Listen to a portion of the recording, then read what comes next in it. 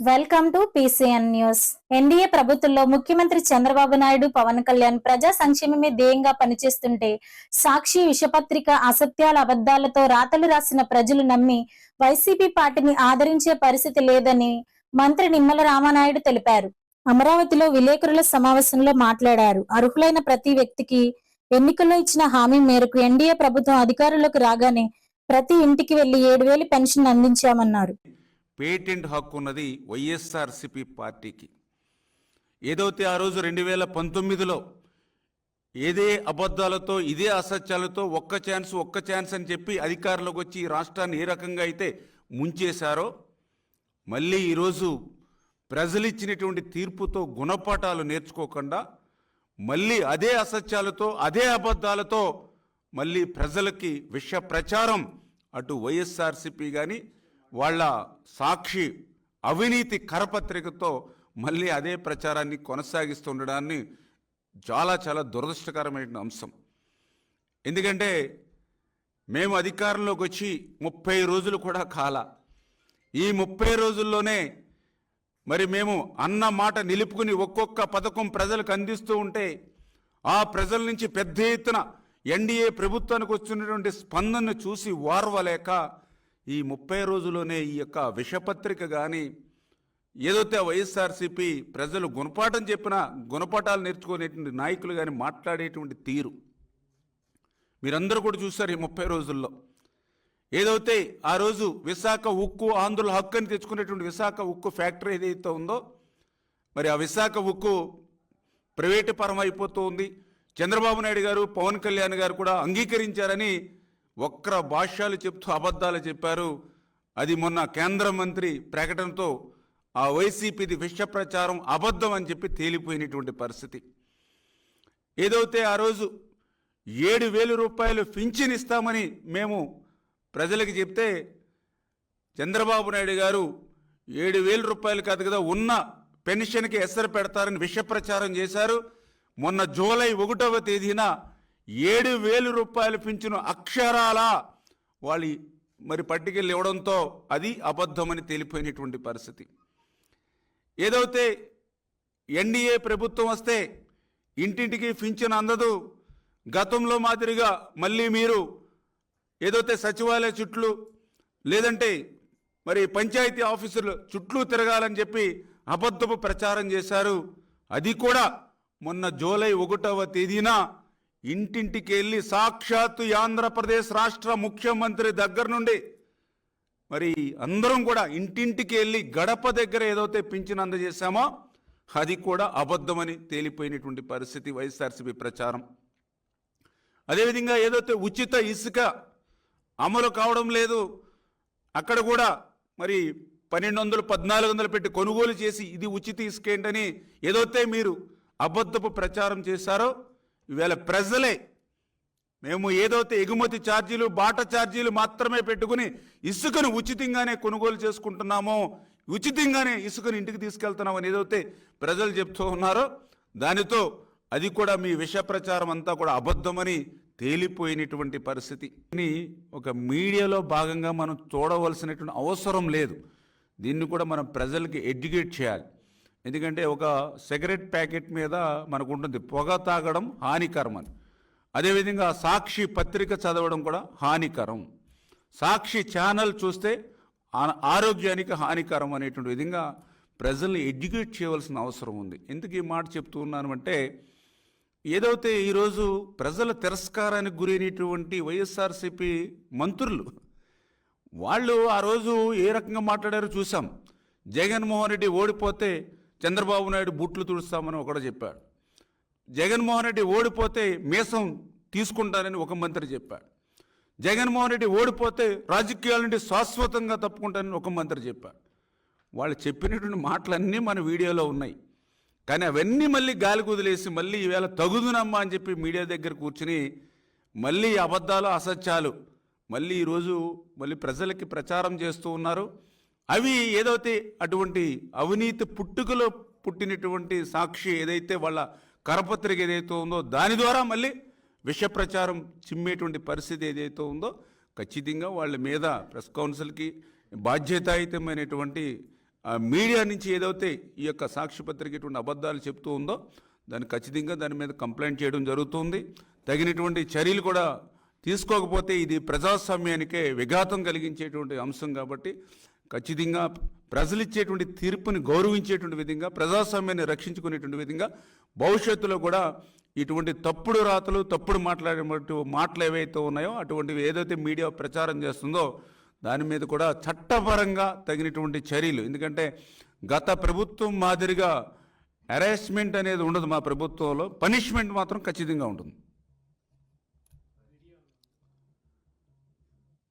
ఆ వీడియోస్ ఒకసారి ఏదైతే భారతిరెడ్డి గారు మరి ఏదైతే వీడియో ఆ రోజు ఇద్దరికీ ఇస్తానని చెప్పి ఏదైతే 30,000 రూపాయలు ఇస్తానో ఏదైతే మాట్లాడారో మరి ఈ మంత్రులు ఎవరైతే మాజీ మంత్రులు ఎవరైతే ఉన్నారో మరి సిగ్గు లేకుండా ఏవైతే మాట్లాడుతున్నారో ఒక్కసారి మీ ఏదైతే మీ మాజీ ముఖ్యమంత్రి గారు సతీమణి ఏం మాట్లాడిందో ఒక్కసారి మీరే వినండి. 15,000 ఇద్దరు బిడ్డలను బడికి పంపితే 30,000 తల్లికి సంవత్సరానికి. రిపీట్ చేయమా మళ్ళీ. పిల్లలను బడికి పంపితే తల్లికి 15,000 ఇస్తారు. ఒక బిడ్డను బడికి పంపితే 15,000, ఇద్దరు బిడ్డలను బడికి పంపితే 30,000 తల్లికి సంవత్సరానికి. చూడండి, చాలా క్లియర్గా నిన్నేదో ప్రజల తిరస్కారానికి గురైనటువంటి నాని లేకపోతే అమ్మటి వీళ్ళు మాట్లాడుతూ ఉన్నారు వీడియోలు పెట్టి. ఆవిడ భారతిరెడ్డి గారా అవునా కాదా, లేకపోతే ఆ మాటలు ఆవిడ మాట్లాడినట్టు మాటలా కాదా? బ్రాహ్మణ సంఘాలపై అనుచిత వ్యాఖ్యలు చేస్తున్న పైలా దాసును అరెస్ట్ చేసి చట్టపరమైన చర్యలు తీసుకోవాలని పాలకొల్లులో పురోహిత సంఘాలు ధర్నా నిర్వహించారు. దాస్ వాట్సాప్లలో, ఫేస్బుక్లలో బ్రాహ్మణుల మనోభావాలను దెబ్బతీసే విధంగా పోస్టులు పెట్టడం దారుణమన్నారు. ఈ కార్యక్రమంలో సంఘ నాయకులు, పురోహితులు పాల్గొన్నారు.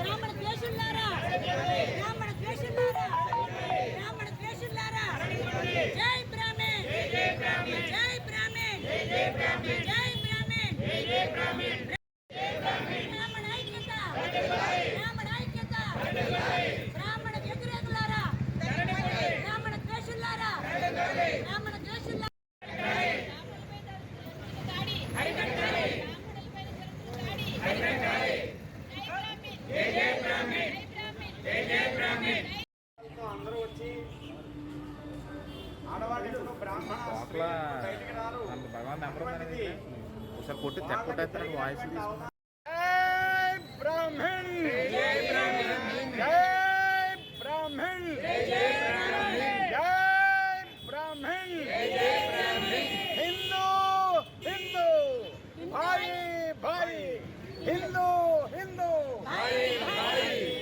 అందరికీ నమస్కారం. గత సుమారుగా నెల రోజులుగా మన ఆంధ్రప్రదేశ్లో ఉన్నటువంటి బ్రాహ్మణ్యం అందరూ కూడా 420లుగా, అలాగే బ్రాహ్మణ స్త్రీలందరూ కూడా వ్యభిచారులుగా చిత్రీకరిస్తూ మాట్లాడుతూ బ్రాహ్మణ మిత్రులందరినీ కూడా నానా విధాలైనటువంటి దుర్భాషల్ని మాట్లాడుతూ సోషల్ మీడియా వేదికగా ఉత్తరాది జిల్లాలకు సంబంధించినటువంటి పైలా దాసు అనేటువంటి ఒక దౌర్భాగ్యుడు బ్రాహ్మణులందరినీ కూడా ఈ విధంగా తులనాడడం జరుగుతోంది. ఈ సందర్భంలో బ్రాహ్మణులందరూ కూడా ప్రతి జిల్లాలోనూ ప్రతి గ్రామంలోనూ ఆ యొక్క వ్యక్తి మీద సరి అయినటువంటి యాక్షన్ తీసుకోవాలి, చట్టపరంగా యాక్షన్ తీసుకుని శిక్షించాలి అనేటువంటి ఏకైక లక్ష్యంతో బ్రాహ్మణ సంఘాలన్నీ కూడా ప్రతి గ్రామంలోనూ పోట్లాడుతున్నాయి. పైలాదాస్ పార్వతీపురం వాస్తవ్యులు పైలాదాస్ గారి మీద యావత్ బ్రాహ్మణ్యం అందరూ కూడా ఆగ్రహం వ్యక్తం చేస్తున్న పరిస్థితి, నిరసన కార్యక్రమాలన్నీ కూడా తెలియజేయడం జరుగుతుంది. దీని ముఖ్య కారణం ఈ పైలాదాస్ అనే వ్యక్తి ముందుగా బ్రాహ్మణులను టార్గెట్ చేసుకుంటూ గతంలో కూడా అతను ప్రతి ఒక్కరిని కూడా విమర్శిస్తూ సోషల్ మీడియా వేదికగా అతను మా అందరి మీద కూడా దుష్ప్రచారం చేయడం జరుగుతోంది.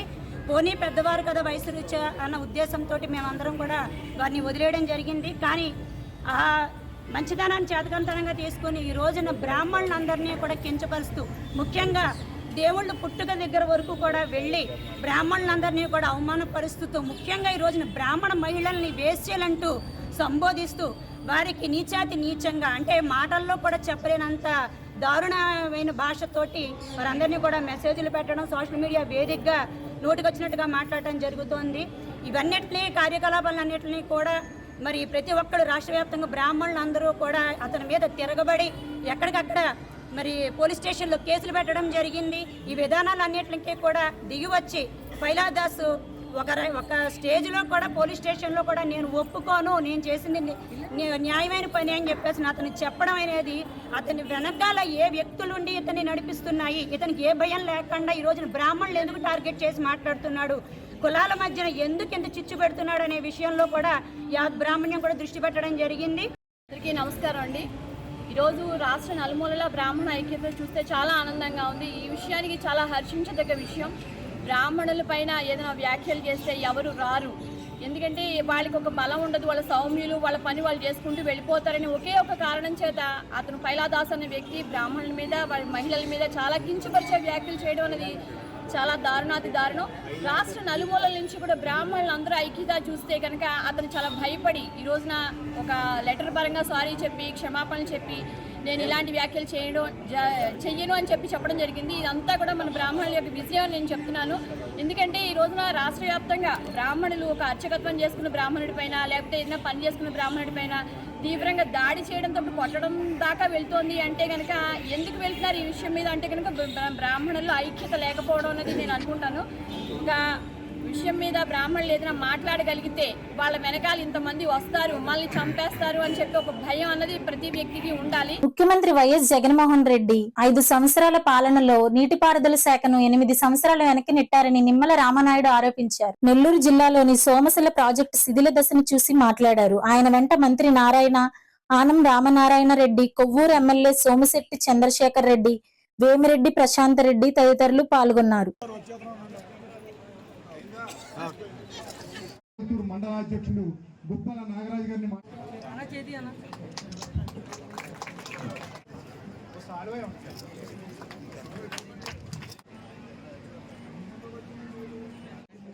కృష్ణప్రసాద్ గారిని ప్రసంగించవలసిందిగా కోరుచున్నాం. వ్యక్తి ఆయన చాలా మంచి వ్యక్తిత్వం ఉన్న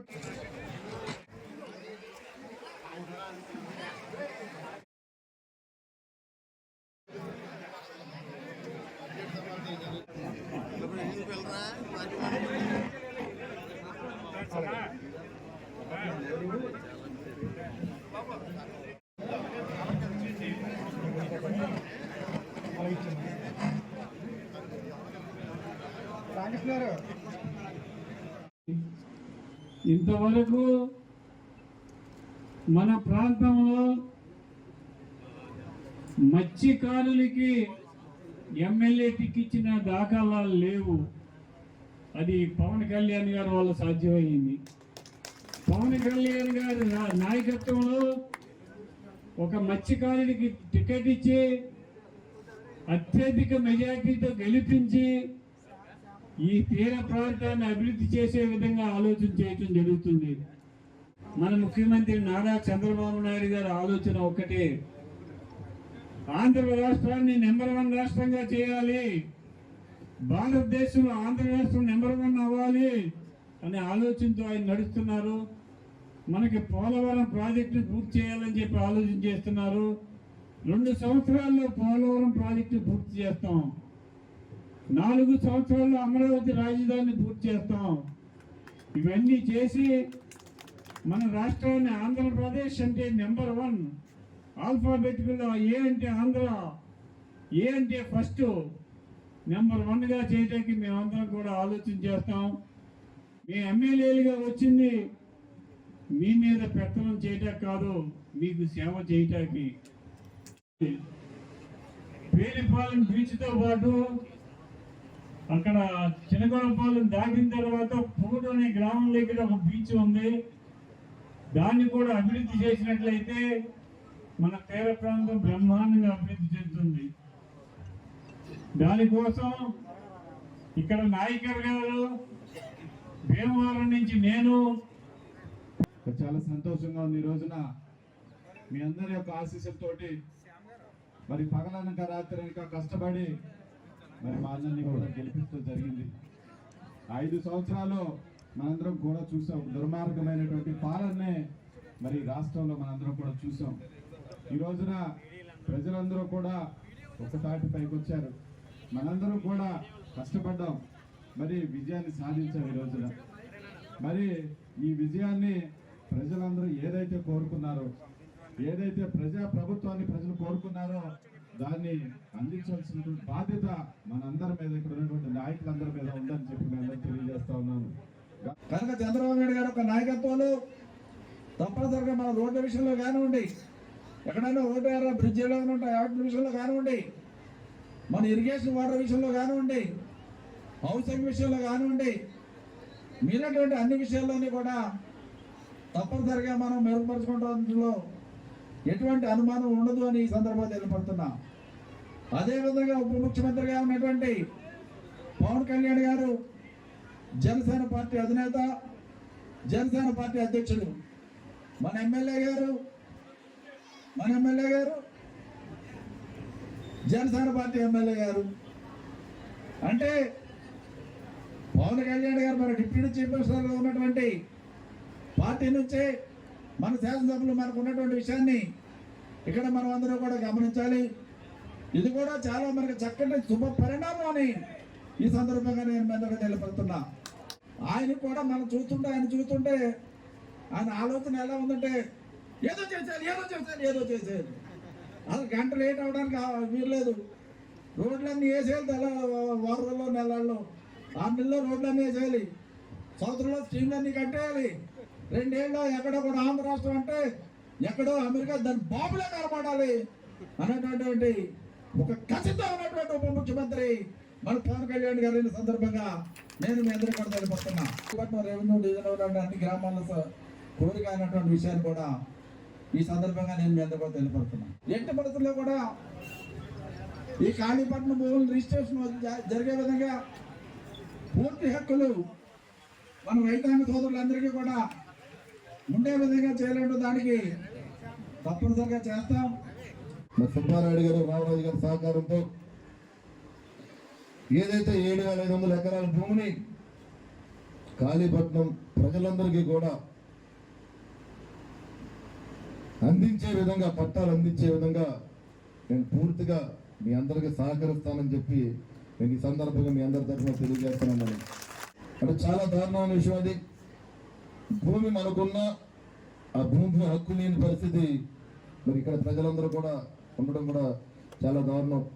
ఎందుకంటే ఇక్కడ ప్రజలందరూ కూడా, మనందరూ కూడా ఆర్థికంగా చిన్న స్థాయి వ్యక్తులే.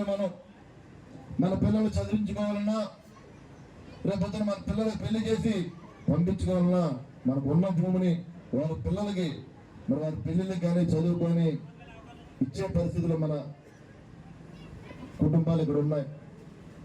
వారందరికీ న్యాయం జరిగే విధంగా రాబోయే 5 సంవత్సరాల్లో కూడా ఈ జమీందారు భూముల పట్టాలని కాళీపట్నం ప్రజలందరికీ కూడా ఇచ్చే విధంగా కూడా నేను ముందుకెళ్తానని చెప్పి సందర్భంగా తెలియజేస్తున్నాను. నేను సమిష్టిగా పనిచేస్తూ నియోజకవర్గాలను అభివృద్ధి పదంలో నడిపిస్తామని ఎమ్మెల్యే పులపర్తి అంజిబాబు, బొమ్మిడి నాయకర్, కాగితపు కృష్ణప్రసాద్ అన్నారు. పశ్చిమ గోదావరి జిల్లా మొగల్తూరు మండలం జగన్నాథపురం, కొత్తపేట గ్రామస్తులు, నర్సాపురం, భీమవరం, కృష్ణా జిల్లా పెడన ఎమ్మెల్యేలను ఘనంగా సత్కరించారు. ఈ సందర్భంగా ఎమ్మెల్యేలు మాట్లాడుతూ గత వైసీపీ హయాంలో తీర ప్రాంతంలో ఉన్న ఈ 3 నియోజకవర్గాలలో అభివృద్ధి కరువైందన్నారు. సరిహద్దులుగా ఉన్న ఈ నియోజకవర్గాలలో రానున్న 5 ఏళ్లలో పెండింగ్ సమస్యలన్నీ పరిష్కరిస్తామని హామీ ఇచ్చారు. అనంతరం 3 ఎమ్మెల్యేలను గ్రామస్తులు ఘనంగా సత్కరించారు. ఈ కార్యక్రమంలో మాజీ మంత్రి కొత్తపల్లి సుబ్బారాయుడు, జిల్లా టీడీపీ అధ్యక్షులు రామరాజు, నర్సాపురం టీడీపీ ఇన్ఛార్జ్ పొత్తూరి రామరాజులు పాల్గొన్నారు. ఆయన చాలా మంచి వ్యక్తిత్వం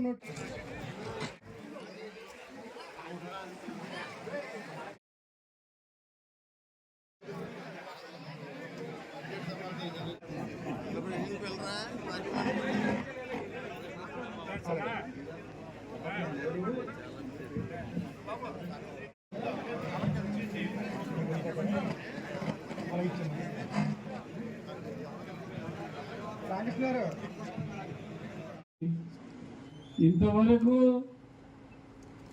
మన ప్రాంతంలో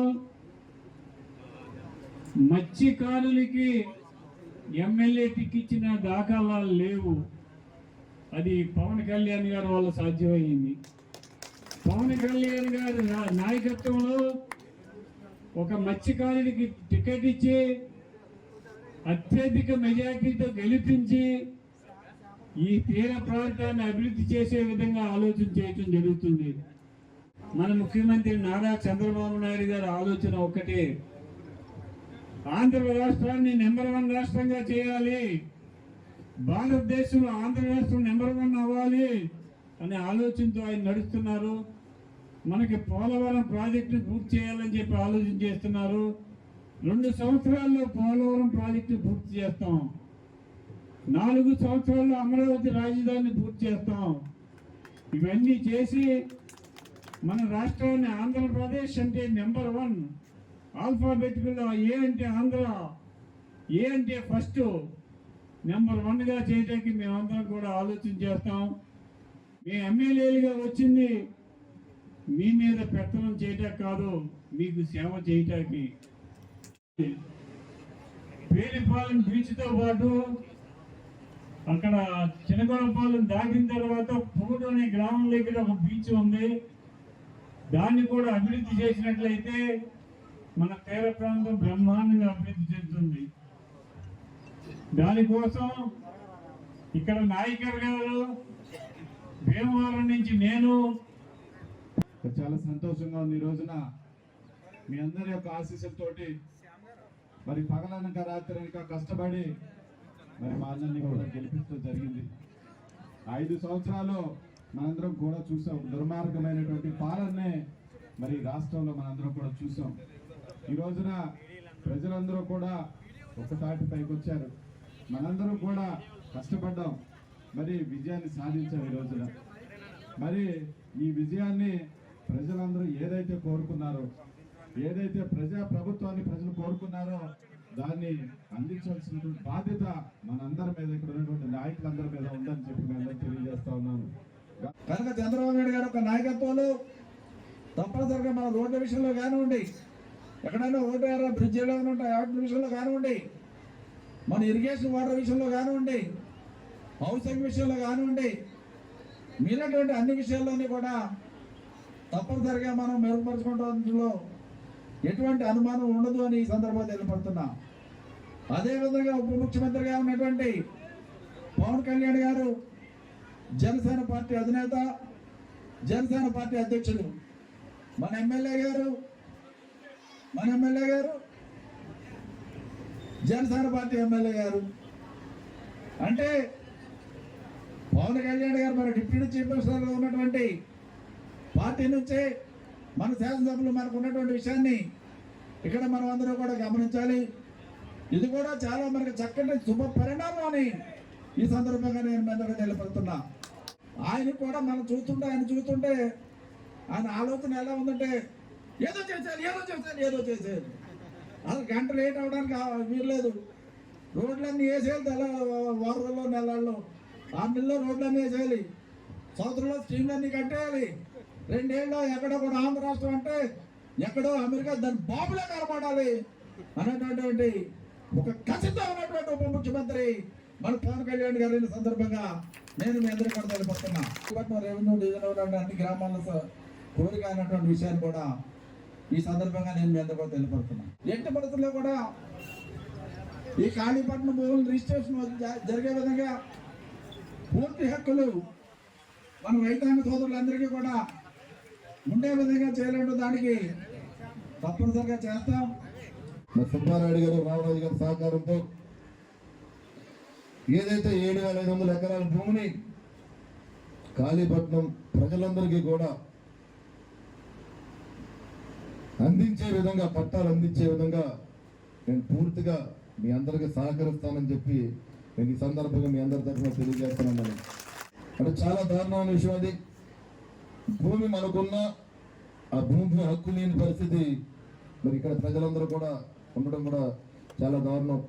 ఎందుకంటే ఇక్కడ ప్రజలందరూ కూడా మనందరూ కూడా ఆర్థికంగా చిన్న స్థాయి వ్యక్తులే.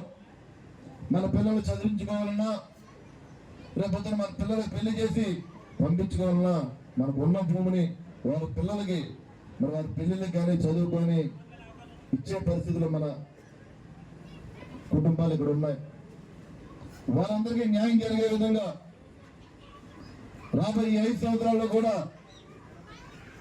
ఈ జమీందారు భూముల పట్టాలని కాళీపట్నం ప్రజలందరికీ కూడా ఇచ్చే విధంగా కూడా నేను ముందుకెళ్తానని చెప్పి సందర్భంగా తెలియజేస్తున్నాను. నేను ముఖ్యమంత్రి వైఎస్ జగన్మోహన్ రెడ్డి 5 సంవత్సరాల పాలనలో నీటిపారుదల శాఖను 8 సంవత్సరాలు వెనక్కి నెట్టారని నిమ్మల రామనాయుడు ఆరోపించారు. నెల్లూరు జిల్లాలోని సోమశిల ప్రాజెక్టు శిథిల దశను చూసి మాట్లాడారు. ఆయన వెంట మంత్రి నారాయణ, ఆనం రామనారాయణ రెడ్డి, కొవ్వూరు ఎమ్మెల్యే సోమిశెట్టి చంద్రశేఖర్ రెడ్డి, వేమిరెడ్డి ప్రశాంత్ రెడ్డి తదితరులు పాల్గొన్నారు.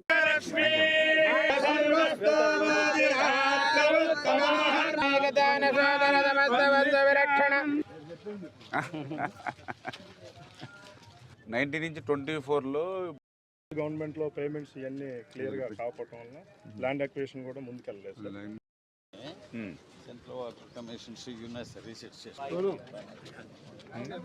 ఒక్కసారి ఇప్పుడు మీకు డిజైన్స్ అన్ని ఉన్నాయి మీకు. ఇది ఒకసారి పెట్టండి, ఒకసారి మనం కూడా ఒకసారి వెరిఫై చేద్దాం.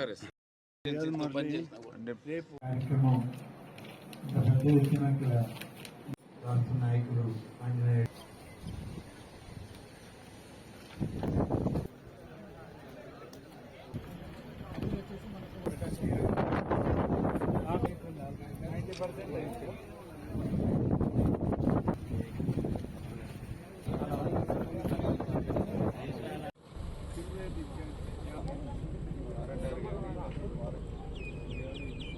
ఈ జగన్మోహన్ రెడ్డి 5 సంవత్సరాల ఆయన పాలనలో మళ్ళీ ఇరిగేషన్ 20 సంవత్సరాలు వెనక్కి నెట్టేసినటువంటి పరిస్థితి.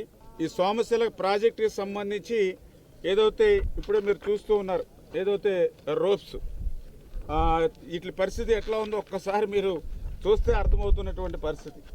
మరి చాలా క్లియర్గా అంటే కనీసం రోపులు కూడా మెయింటెనెన్స్ చేయలేనటువంటి అసమర్థమైనటువంటి పాలన ఆ రోజు జగన్మోహన్ రెడ్డి పాలన. డ్యామ్కి సంబంధించినటువంటి గేట్లు కానీ, అదేవిధంగా దీనికి సంబంధించినటువంటి షట్టర్స్ కానీ ఏ రకమైనటువంటి పరిస్థితిలో ఉన్నాయో, అంటే తుమ్మితే ఊడిపోయే ముక్క అని ఏదైతే అంటూ ఉంటామో ఆ మాదిరిగా ఈ రోప్వేస్ అంటే ఏమాత్రం బలంగా లాగినా కూడా ఇంకా మళ్ళీ ఈ రోప్వే తెగిపోతే ఇంక అంతే సంగతులు. ఆ గేట్లు కానీ ఇవి కానీ మనం ఎత్తే పరిస్థితి ఉండదు, దించే పరిస్థితి ఉండదు. అంటే ఇట్లా కనీసం గ్రీజు పెట్టి లాకులు మెయింటెనెన్స్ చేయలేనటువంటి వాళ్ళు, కనీసం ఏదైతే ఈ యొక్క థ్రెడ్ ఏదైతే ఉందో వీటిని కూడా మెయింటెనెన్స్ చేయలేనటువంటి వాళ్ళు మరి ఏదైతే పోలవరం ప్రాజెక్టు గురించి, డయాఫ్రమ్ వాల్ గురించి, కాపర్ డ్యాముల గురించి వీళ్ళు మాట్లాడవా అని చెప్పి చాలా ఆశ్చర్యం కలుగుతున్నటువంటి పరిస్థితి.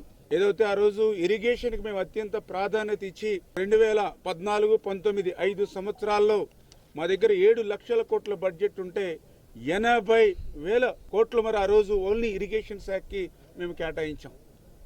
మరి తర్వాత 19-24 5 సంవత్సరాల మరి జగన్ మరి ప్రభుత్వంలో 12 లక్షల కోట్ల బడ్జెట్ వాళ్ళ దగ్గర ఉంటే వాళ్ళు కేటాయించింది కేవలం 30,000 కోట్లు మాత్రమే. అందులో కూడా సగం మళ్ళీ వాళ్ళ అవినీతికి వాళ్ళ జేబులు నింపుకోవడానికి పోయినటువంటి పరిస్థితి. అందులో భాగంగా ఇప్పుడే మేము ఏదైతే అధికారులతో పరిశీలించినప్పుడు మీ అందరికీ తెలుసు, ఏదైతే ASR high level lift canal చూసాం, ఏదైతే ఫేజ్ 1 మరి ఇది చూస్తే 2014లో అగ్రిమెంట్ చేసి 2019 వరకు మరి దగ్గర 60%, 5 సంవత్సరాల్లో 60% పనులు మనం చేస్తే, సరే ఈ 19-24లో వీళ్ళు ఏం చేశారని అడిగితే 0 అని చెప్తూ ఉన్నారు. అంటే ఏదైతే 40-45 ఎకరాల ఆయకట్టుకి ఇచ్చేటువంటి ఇటువంటి లిఫ్ట్ కెనాల్ పట్ల కూడా వాళ్ళు ఎంత నిర్లక్ష్యంగా ఉన్నారు. అదేవిధంగా ఏదైతే ఫేజ్ 2 అయితే ఇంకా మీకు చెప్పనవసరంలా, అది కూడా మరి వర్క్స్ కూడా అవి కూడా మూలన పడి మళ్ళీ అది కూడా రివర్స్ టెండరింగ్ పేరు చెప్పి దాని ఫేజ్ 2ను కూడా మరి మూలన పడేసినటువంటి పరిస్థితి అంతా కూడా చూస్తూ ఉన్నాం. మరి అదేవిధంగా ఇంకా ఇవన్నీ కూడా పరిశీలన చేస్తూ ఉంటాయి. మరి ఏదైతే ఇందాక చూస్తాం, ఏదైతే తెలుగు గంగ నుంచి ఆల్తూర్పాడు రిజర్వాయర్కి మరి ఆ రోజు మరి 2018లో పనులు ప్రారంభిస్తే 2019 అంటే జస్ట్ 1-2 ఇయర్స్లో 40% పనులు చేశారు ఆ రోజు తెలుగుదేశం ప్రభుత్వంలో. కానీ తర్వాత చూస్తే 19-24లో మరి 5 సంవత్సరాల్లో కనీసం వీళ్ళు చేసింది ఏంటంటే 0. 2 సంవత్సరాల్లో 40 చేస్తే కనీసం 5 సంవత్సరాల్లో 1% కూడా పనులు చేయలేనిటువంటి పరిస్థితి, దుస్థితి. ఇంకా ఆల్తూర్పాడు బ్యాలెన్స్ రిజర్వాయర్ ఏదైతే ఉందో అది ఇందాక మరి స్టడీ చేస్తే మరి అది కూడా 2019లో మేము టెండర్స్ పిలిచి ఇస్తే ఈ ప్రభుత్వం వచ్చిన తర్వాత మేమేదో రివర్స్ టెండరింగ్ పేరు చెప్పి ఆదా చేస్తున్నామని చెప్పి ఆ రోజు రివర్స్ టెండరింగ్ పిలిచి -28%కి మేము రివర్స్ టెండరింగ్లో వచ్చింది. మరి ఇంత ఆదా చేసామని ఆ రోజు అసెంబ్లీలో గొప్పలు చెప్పుకున్నారు.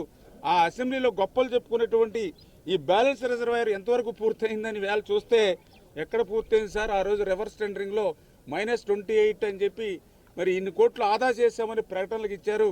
తర్వాత 5 సంవత్సరాల్లో వాళ్ళు 4% పనులు చేసి 4%కి మరి డబ్బులు తెచ్చుకుని మొత్తం వర్కే క్లోజ్ చేసేశారు. పాలకొల్లు టౌన్ హాస్పిటల్ ఆధ్వర్యంలో యలమంచిలి కాపు కళ్యాణ మండపం నందు ఆదివారం ఉచిత మెగా వైద్య శిబిరాన్ని నిర్వహించారు.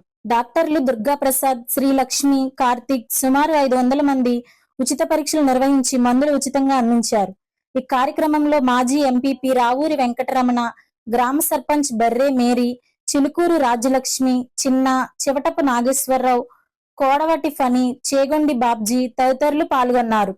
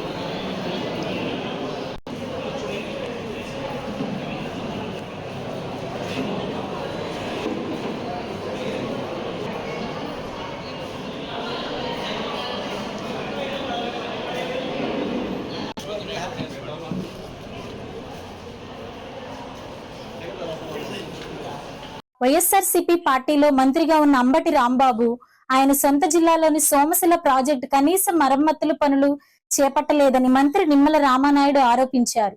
సోమశిల ప్రాజెక్టును పరిశీలించి విలేకరులతో మాట్లాడారు. ఎన్డీఏ ప్రభుత్వం నీటిపారుదల ప్రాజెక్టులకు అధిక ప్రాధాన్యత ఇస్తుందని చూసి ఓర్వలేక సాక్షి విషపత్రిక ద్వారా అసత్యాలు మాట్లాడడం ప్రజలు అవాక్కు అవుతున్నారన్నారు. పత్రిక వాళ్ళ కరపత్రిక ఏదైతే ఉందో రోజు కూడా ఏదైతే విష ప్రచారం ఏదైతే చేస్తూ ఉన్నారో వాళ్ళని కూడా ఈరోజు సూటిగా నేను అడుగుతూ ఉన్నా. అందులో పర్టికులర్గా అంబటి రాంబాబు గారు కానీ లేదా పేర్ని నాని గారు కానీ వీళ్ళు మాట్లాడుతూ ఉంటారు. ఏదైతే పోలవరం ప్రాజెక్టు గురించి, డయాఫ్రమ్ వాల్ గురించి, అప్పర్ కాపర్ డ్యాముల గురించి వీళ్ళు మాట్లాడుతూ ఉంటారు. నేను ఒకటే సూటిగా అడుగుతూ ఉన్నా, మీరు ఏదైతే నీటిపారుదల శాఖ మంత్రిగా ఉన్నటువంటి నెల్లూరు జిల్లాలోనే మీరు ఇన్ఛార్జ్ మినిస్టర్గా రెండవసారి మంత్రిగా ఉన్నటువంటి నెల్లూరు జిల్లాలోనే కనీసం సోమశిల ప్రాజెక్టుకి సంబంధించి ఏదైతే ఆ రోప్స్ను కూడా మెయింటెనెన్స్ చేయలేనటువంటి వాళ్ళు, లాకులకి కూడా గ్రీజు పెట్టలేనటువంటి మీకు పోలవరం గురించి, డయాఫ్రమ్ వాల్ గురించి మాట్లాడే అర్హత మీకు ఉందా అని చెప్పి ఒక్కసారి మీరు ఆలోచన చేసుకోవాల్సిన అవసరం ఉంది. నిజంగా జగన్మోహన్ రెడ్డి యొక్క విధ్వంసం ఏంటనేది ఎక్కడో పోలవరంలోనూ ఎక్కడో అమరావతిలోనే కాదు, నెల్లూరులో ఉన్నటువంటి సోమశిలలో కూడా అతని విధ్వంసం ఇవాళ బయటపడినటువంటి పరిస్థితి. ఏదైతే 2021లో జగన్మోహన్ రెడ్డి చేతకాని తనంతో, జగన్మోహన్ రెడ్డి ఏదైతే ఆయన పాలనలో ఎంత ఇన్ఫ్లో వస్తుంది, ఎంత అవుట్ఫ్లో వదలాలి అని ఫ్లడ్ మేనేజ్మెంట్ కూడా చేసేటువంటి పరిస్థితి లేకపోవడంతో ఆ రోజు అన్నమయ్య ఆనకట్ట కొట్టుకుపోవడం దగ్గర నుంచి దాని ఎఫెక్ట్ 2021లో మరి ఏదైతే సోమశిలకు సంబంధించి కూడా ఫ్లడ్ వాటర్ పెద్ద ఎత్తున వచ్చి మరి దానికి సంబంధించినటువంటి ఎప్రాన్ ఏదైతే ఉందో అది కూడా కొట్టుకుని పోయేటువంటి స్థితిలో, ఎందుకంటే దాన్ని ఇమ్మీడియట్లీ రిపేర్ చేసుకోకపోతే ఎప్రాన్ని అది డ్యామ్కే ప్రమాదం ఏర్పడేటువంటి పరిస్థితి ఉందని ఈవేళ నిపుణులు హెచ్చరించినప్పటికీ కూడా మరి సాక్షాత్తు ఇక్కడ ఆ రోజు నీటిపారుదల శాఖ మంత్రి ఈ జిల్లాకు ప్రాతినిధ్యం వహిస్తూ ఉన్నాడు. ఆయన తర్వాత మరొక రెండవ నీటిపారుదల శాఖ మంత్రి వచ్చాడు, ఆయన కూడా ఇక్కడ ఇన్ఛార్జిగా ఉన్నాడు. అయినప్పటికీ కూడా 2021లో ఎప్రాన్ డ్యామేజ్ అవుతే ఇప్పటి వరకు కూడా దాన్ని పూర్తి చేయకుండా నిర్లక్ష్యం వహించారని అంటే ప్రజల ప్రాణాల పట్ల కూడా, ఎందుకంటే ఆ డ్యామ్కి ప్రమాదం ఏర్పడితే ఆస్తి నష్టమే కాదు ప్రాణ నష్టం కూడా ఏర్పడేటువంటి పరిస్థితి ఉంటుంది. అంటే ఆ రకంగా ప్రజల ప్రాణాలు కూడా మరి విలువ లేకుండా చేసేటువంటి పరిస్థితి విధ్వంసం ఏంటనేది ఆ సోమశిలలో మేము కళ్ళారా చూడడం జరిగింది. మరి అందుకే వెంటనే ఆ యొక్క అవసరాల్ని గుర్తించి మరి ఏదైతే గౌరవ మంత్రివర్యులు, శాసనసభ్యులు ఏదైతే ఎప్రాన్ డ్యామేజ్ ఏదైతే ఉందో ఆ యొక్క నిర్మాణ పనులు వెంటనే ప్రారంభించడానికి దగ్గర ఒక 79 కోట్ల 80 కోట్ల వరకు అవసరమని ఏదైతే చెప్పడం జరిగిందో, అదేవిధంగా ఏదైతే ఆ రోపు ఏదో రీప్లేస్మెంట్ కానీ రిపేర్స్ కానీ ఏవైతే ఉన్నాయో దానికి కూడా ఒక 2,50,00,000 వరకు కూడా 2.5 కోర్స్ ఏదైతే అవసరం అని చెప్పారో ఇమ్మీడియట్లీ ఆ యొక్క డ్యామ్ సేఫ్టీ నిమిత్తం అవసరం అని చేత వాటిని రేపు ముఖ్యమంత్రి చంద్రబాబు నాయుడు గారి దృష్టికి తీసుకెళ్లి ఇమ్మీడియట్లీ వర్క్స్ని ప్రారంభించేటువంటి విధంగా చర్యలు తీసుకుంటామని. ఏదైతే యొక్క ఎర్త్కమ్ డ్యామ్ ఏదైతే ఉందో అది కూడా జారీ, దానికి కూడా దగ్గర ఒక 16 కోట్ల రూపాయలు ఇమ్మీడియట్లీ పెట్టి దాన్ని కూడా నిర్మాణం చేయకపోతే మరి ఏదైతే ఎర్త్కమ్ డ్యామ్ కూడా ప్రమాదం ఏర్పడుతుంది. మొత్తం ఈ కండలేరు కూడా మరి నీటిలో గాలిలో కలిసిపోయేటువంటి పరిస్థితి ఉంది అనేటువంటి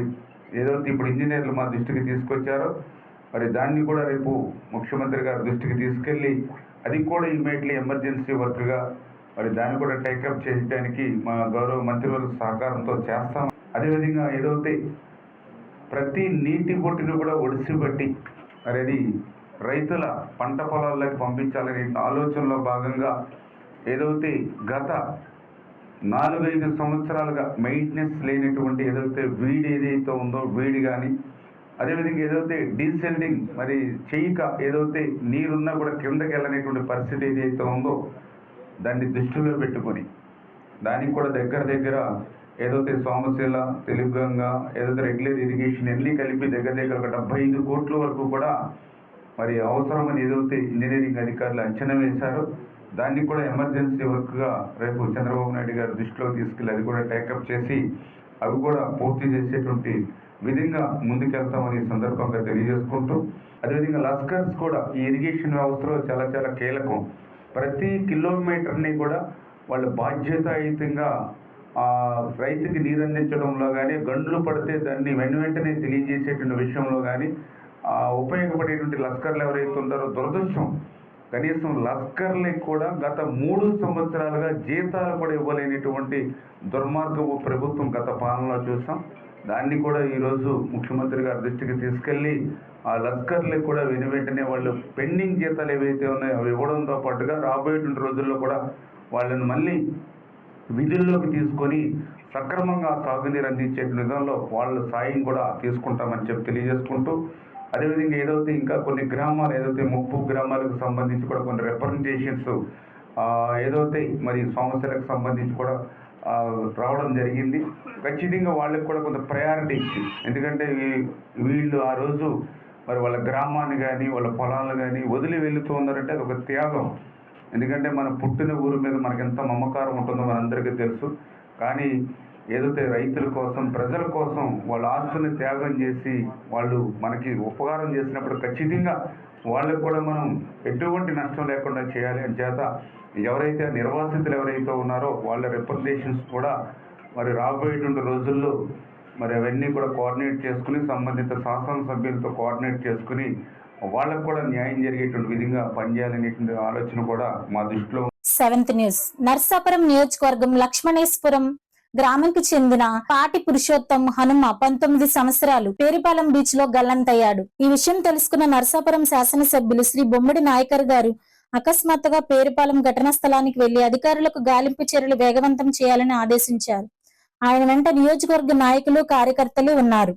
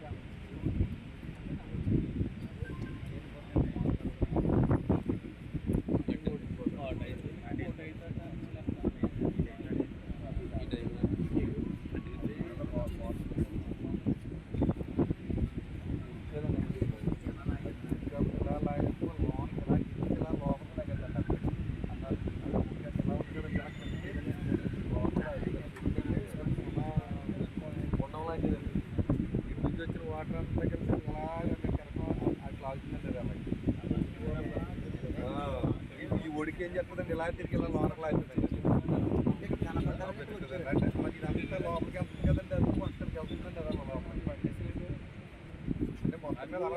వెళ్ళి అప్పుడు కొడుకు బట్టి ఉబ్బిన తర్వాత మీ దగ్గర పైకి సేవ తెలిసిన తర్వాత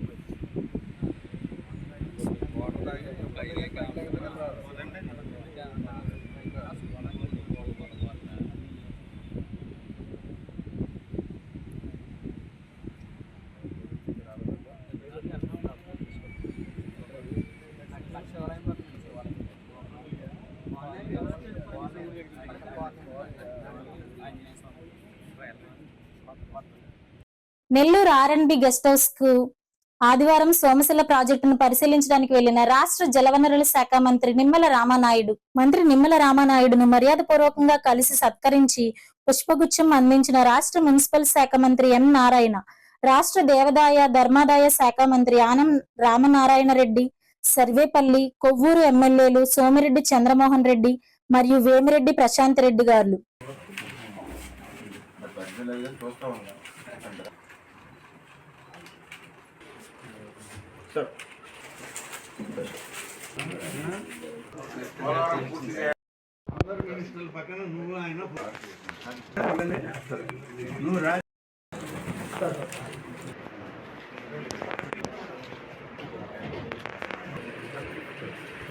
పేదవాడి ఆకలి తీర్చాలన్న ఉద్దేశంతో పాలకొల్లు అన్నా క్యాంటీన్ వద్ద 1302వ రోజు క్రీస్తు శేషులు పెచ్చెట్టి లక్ష్మీనారాయణ జయంతి సందర్భంగా వారి భార్య శ్యామల, కుమార్తె లాహిరి సత్యలాలస, కుమారుడు శశిశ్రీ ఉత్సవ వారి సహకారంతో అన్నదానం ఏర్పాటు చేయడం అభినందనీయమని ధర్మారావు ఫౌండేషన్ సభ్యులను, దాతలను అభినందించారు. ప్రభుత్వ ఆసుపత్రి వద్ద మొబైల్ అన్నా క్యాంటీన్ ద్వారా భోజనాన్ని ఏర్పాటు చేశారు.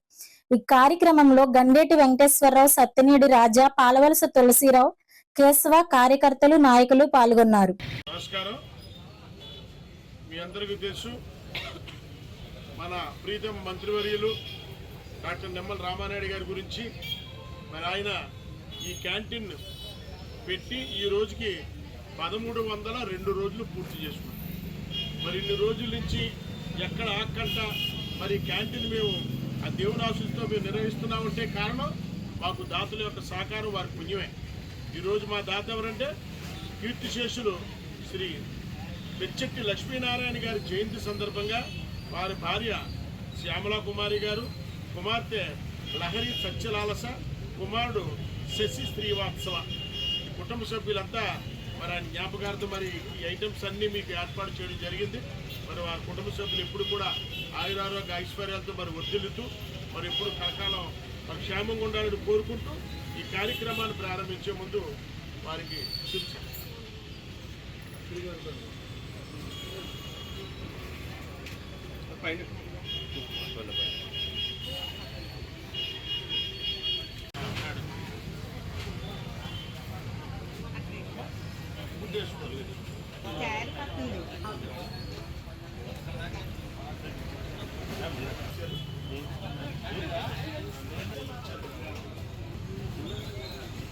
బయలుదేరితే నమ్మి గారు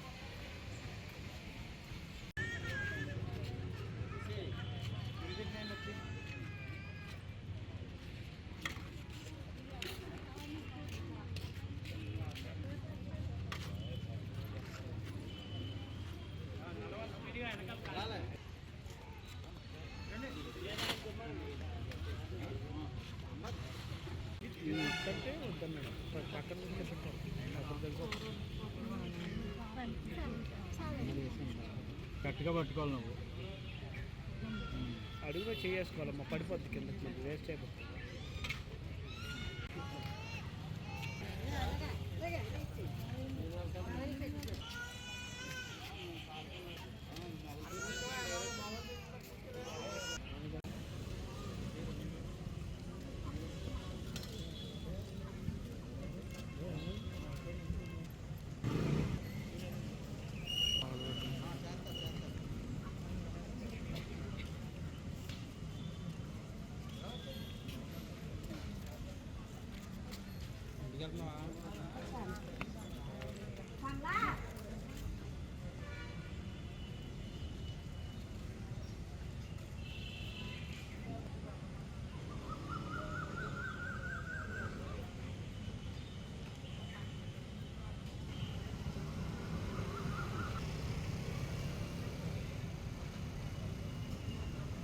టెన్త్ న్యూస్. విజయవాడలో సోమవారం దుర్గాఘాట్ వద్ద నాగార్జున సాగర్ రూపకర్త మాజీ ఎంపీ పద్మభూషణ్ ప్రముఖ ఇంజనీర్ కేఎల్ రావు 122వ జయంతి సందర్భంగా ఆయన విగ్రహానికి రాష్ట్ర జలవనరుల శాఖ మంత్రి నిమ్మల రామానాయుడు పూలమాలలు వేసి ఘనంగా నివాళులర్పించారు. ఆయనతో పాటు విజయవాడ సెంట్రల్ ఎమ్మెల్యే బొండా ఉమా, జలవనరుల శాఖ సలహాదారులు ఎం వెంకటేశ్వరరావు, జలవనరుల శాఖ AEW ENC K Srinivas, minor chief engineer Sairam Prasad, CEC Kumar, Vijayawada corporator U Venkateswararao, A Gopalakrishna తదితరులు రావు విగ్రహానికి పూలమాలలు వేసి నివాళులర్పించారు. అనంతరం జరిగిన సభలో కేఎల్ రావు గురించి మంత్రి రామానాయుడు మాట్లాడారు.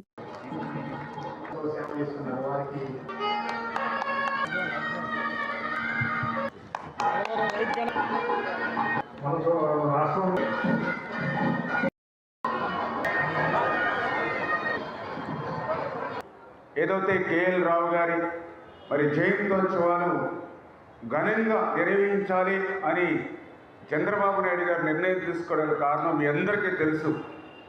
ఏదైతే మనవాడు మన తెలుగు బిడ్డ ఆ రోజు ఒక్కటి ఆలోచన చేశాడు.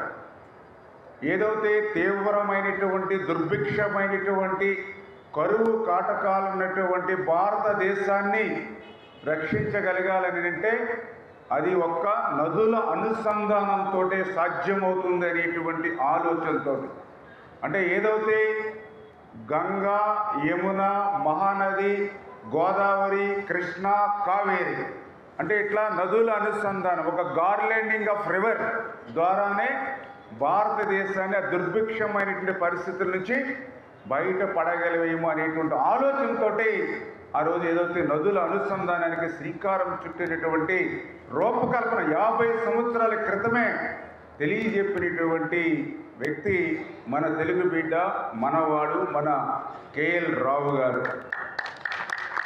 ఆ కేఎల్ రావు గారు చెప్పినటువంటి ఆ నదుల అనుసంధానాన్ని మరి అనుసరించి ఈ దేశంలో శ్రీకారం చుట్టింది మళ్ళీ చంద్రబాబు నాయుడు గారి విషయాన్ని కూడా మనందరికీ తెలుసు. ఆ రోజు చంద్రబాబు నాయుడు గారు 14లో అధికారంలోకి వచ్చి మరి 19 వరకు 5 సంవత్సరాల్లో ప్రతి సోమవారం కూడా పోలవరం పేజీగా మార్చుకుని 72% పోలవరం ప్రాజెక్టుల పనులు పూర్తి చేశారని అంటే నదుల అనుసంధానం మీద చంద్రబాబు నాయుడు గారు ఉన్నటువంటి నిబద్ధతకు అదొక నిదర్శనం అనే విషయాన్ని కూడా ఈ సందర్భంగా తెలియజేసుకుంటూ ఆ రకంగా మరి 19 వరకు అట్లా పరిగెట్టిస్తూ పనిచేసినటువంటి పోలవరం ప్రాజెక్టు అదే స్పీడ్ కనుక కంటిన్యూ అయ్యి ఉంటాయి, మళ్ళీ ప్రభుత్వం కంటిన్యూ అయ్యి ఉంటాయి, 2020 కల్లా పూర్తవ్వాల్సినటువంటి పోలవరం ప్రాజెక్టు దురదృష్టం కొద్ది ప్రభుత్వం మారడంతో మళ్ళీ ఒక నియంతృత్వ నిరంకుశత్వ మరి ఒక విధ్వంస పాలనతో కూడినటువంటి ప్రభుత్వం రావడంతో మళ్ళీ వాళ్ళ విధ్వంసానికి పోలవరం ఎట్లా బలైపోయింది అనే విషయం కూడా మనందరం కూడా గత నుంచి కూడా మనం చూస్తూ ఉన్నాం. మొన్న కూడా మేము ఏదైతే చంద్రబాబు నాయుడు గారు ముఖ్యమంత్రిగా ప్రమాణ స్వీకారం చేసిన తర్వాత తన తొలి క్షేత్ర పర్యటన పోలవరం పెట్టుకున్నారని అంటే నదుల అనుసంధానం మీద, ఇరిగేషన్ మీద ఆయనకున్నటువంటి మరి ప్రాధాన్యత ఏంటనేది మనందరికీ కూడా అర్థమవుతున్న పరిస్థితి. 2014లో రాష్ట్ర విభజన వల్ల జరిగినటువంటి నష్టం కంటే గత 5 సంవత్సరాల జగన్ పాలన వల్లే ఆంధ్రప్రదేశ్ రాష్ట్రానికి ఎక్కువ నష్టం జరిగింది. అంచేత ఏదైతే ఇక్కడ చంద్రబాబు నాయుడు గారు, పవన్ కళ్యాణ్ గారు వీరిద్దరికీ మరి అండగా నరేంద్ర మోడీ గారి యొక్క సహకారంతో రాబోయేటువంటి రోజుల్లో ఈ సవాళ్ళనన్నింటినీ కూడా ఒక్కొక్కటి ఎదుర్కొని మళ్ళీ ఏదైతే కేఎల్ రావు గారు కలలు కన్నటువంటి ఆ యొక్క నదుల అనుసంధానాన్ని మరి ఏదైతే గోదావరి నీటిని ఏదైతే కృష్ణా నదికి తీసుకొచ్చి ఈ యొక్క కృష్ణా డెల్టా స్థిరీకరణతో పాటుగా ఏదైతే ఎక్కడ బ్యాక్ వాటర్ శ్రీశైలం నుంచి అటు రాయలసీమకు తీసుకెళ్ళి, అదేవిధంగా ఏదైతే అటు లెఫ్ట్ కెనాల్ నుంచి ఉత్తరాంధ్ర సుజల స్రవంతికి తీసుకెళ్ళి, అంటే అట్లా గోదావరి జలాలు ఆంధ్రప్రదేశ్ రాష్ట్రం అంతా కూడా ప్రవహించేటువంటి విధంగా భవిష్యత్తులో ఆ కేఎల్ రావు గారి యొక్క ఆలోచనలకు అనుగుణంగా మరి చంద్రబాబు నాయుడు గారి సారథ్యంలో మేమందరం కూడా పనిచేస్తాం. ఇంతటితో ఈ వార్తలు సమాప్తం. తిరిగి రేపటి బులెటిన్ లో కలుసుకుందాం.